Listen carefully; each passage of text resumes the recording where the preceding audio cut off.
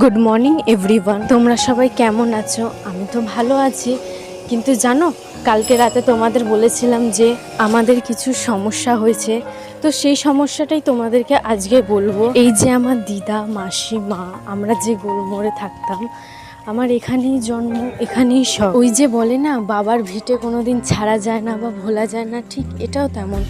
এটা অবশ্য বাবার ভিটে না, কিন্তু এখানে অনেক স্মৃতি, অনেক কিছুই আমাদের জন্য খুবই। তোমরা হয়তো অনেকেই জানো যে গুলমোড় জায়গাটা রেলওয়ে জায়গা, এটা কোনোদিনও নিজের না।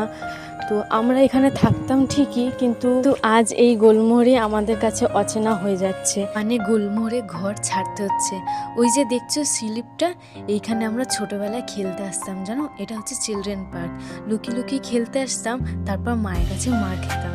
এই স্মৃতিটা স্মৃতি হয়ে রয়ে যাবে। এই যে গাছপালা, বাড়িঘর সবই থাকবে, শুধু থাকবে না মানুষ।